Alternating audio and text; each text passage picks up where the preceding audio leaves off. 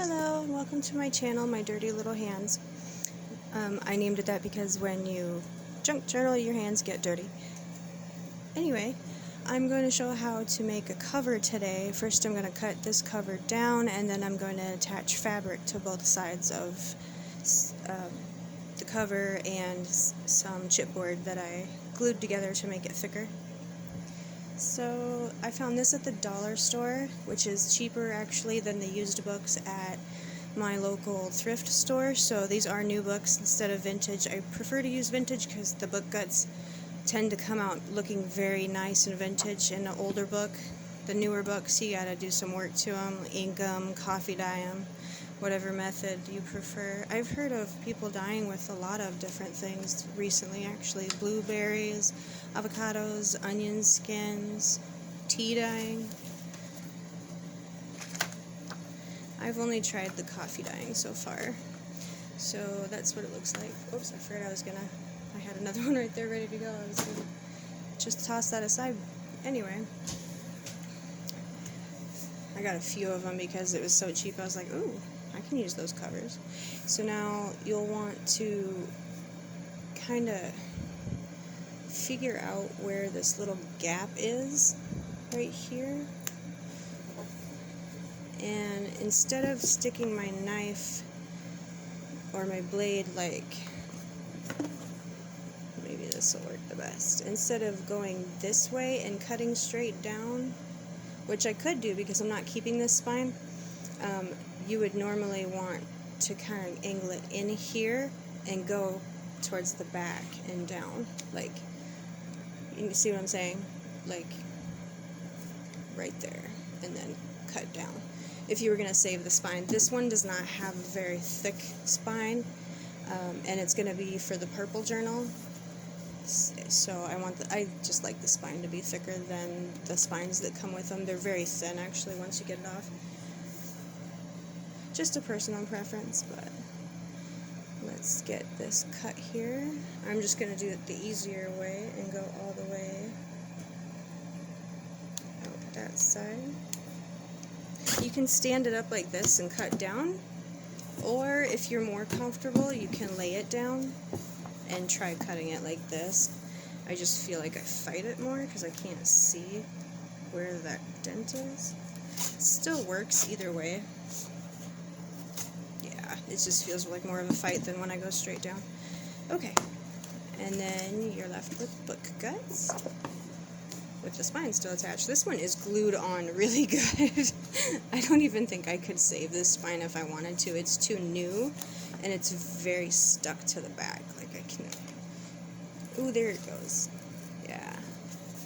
But I'll leave it on so I can identify this book. I might use it for gluing in my scraps so I have collage pages ready to go, or I might glue in some tracing paper and stamp in it. I've done that with a couple of book guts already. Then what you're left with is two pieces like this. The edges are going to be rough. They're not going to cut straight no matter what you do. So I just take these and my little handy dandy friend sanding block. It's squishy.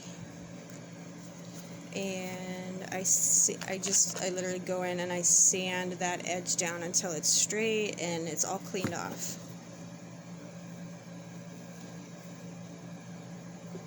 For the spine, I take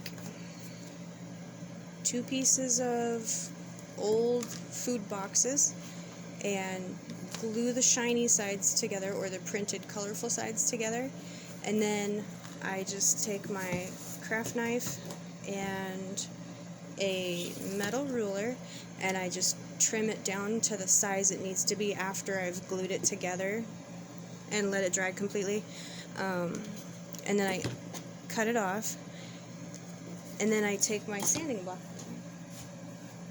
fell on the floor, take the sanding block again and I use it to finish the edges and make the lines straight. Sometimes it'll just be a hair over on the edge and it's impossible for me to cut it straight, so I just sand it.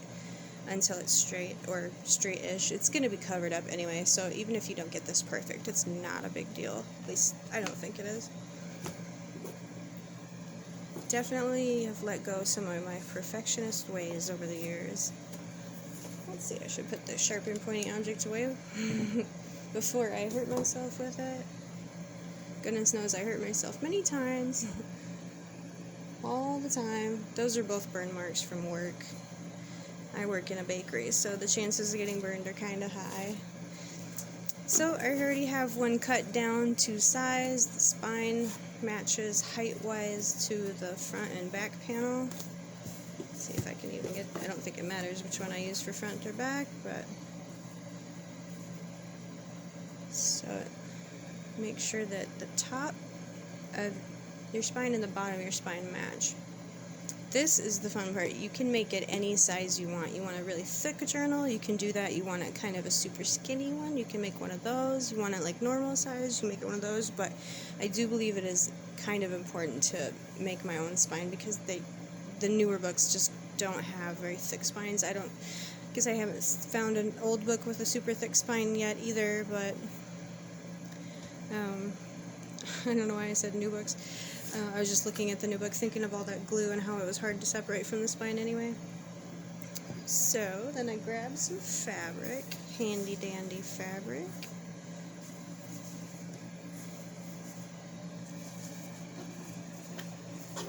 And I just lay my pieces on top. Line up my fabric with a corner so I'm not wasting any. It would be silly to cut out this from the middle of it.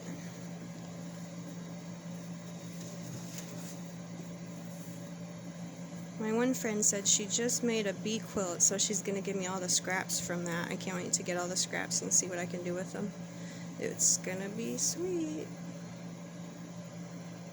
I got a lot of scraps from the ladies at church because we make quilts for the homeless, and we send them up to the cities in Minnesota, here, Minneapolis and St. Paul. I think it's St. Paul. See, I'm from Colorado, so I always get St. Paul and St. Peter mixed up. That's silly, I should know that by now. Anyway, let's see. That's about good. Let's back you up so you can see something here. Whoops. Moved the whole table. Alright. Well, I guess this is the important edge for the moment. So then I just kind of eyeball it where I think it would be good to have enough fabric. And I just give it a little snip. And over here, same thing. I'm just going to give it a little snip right about an inch away from it. Okay, and then I take these pieces up. Bring everything back down and straight again, hopefully. Okay. And I'm just going to trim that fabric real quick. Let's see if I go in from this side.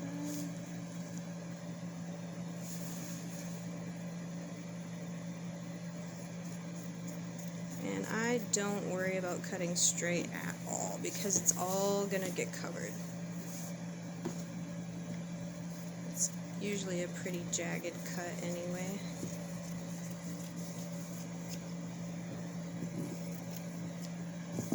Okay, my scrap.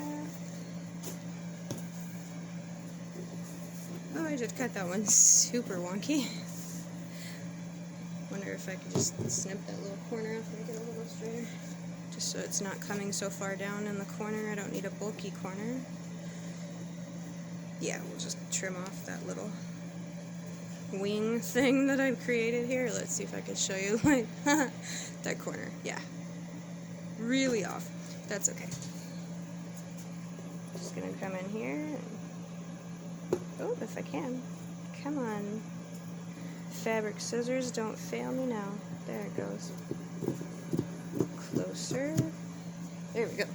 And here I am. I don't worry about getting it straight. Yeah, but I made that super wonky, and I don't want my corner bulky, so Just made a few scraps. That's always fun because we know we have millions of uses for scraps. If you don't believe me, just YouTube scraps. Using up your scraps, you'll find a bunch of card making videos, junk journal videos. Okay, got these all lined up. Now here's the fun part. I get to cover all of these in my best friend Fabri-Tac. And I'm going to use my very special, highly rated and difficult to find finger tool. Yes, that's right. I don't spread my glue with anything fancy. I just use my finger. And you wonder how my hands get dirty. This is how, mostly. That and inking or coffee dyeing. Those are both a very messy process as well. I can't even stamp without getting ink all over my fingers. Okay, so flip all my pieces. This one doesn't, the middle one doesn't matter, it's the same on both sides. And just go around and in the middle so you think you've got enough glue there to get the whole thing wet at least.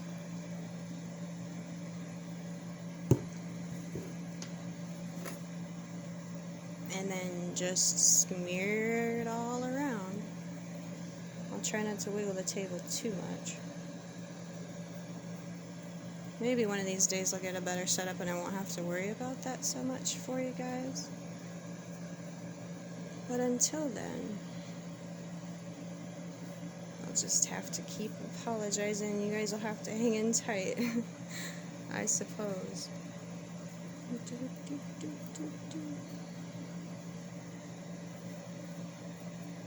Okay. Get some of the bigger globs spread out, because it will bleed through fabric if it's not thick enough fabric or if you put too much glue down. And if it's just a plain color, it's pretty likely to bleed through and show kind of bad. That's why I still gotta figure out what I'm gonna do with some of my color journals. How maybe I'll patchwork some color together or something. Or oh, I could put muslin down first too to give it something to absorb into instead of just the lighter fabric that goes on top. And I like to give it a good rub and press to make sure that it's really going into the fabric and getting stuck down on all corners all the way through. Oops, here I go flipping it, and I know it doesn't matter. Isn't that funny how our brain does stuff like that to us sometimes?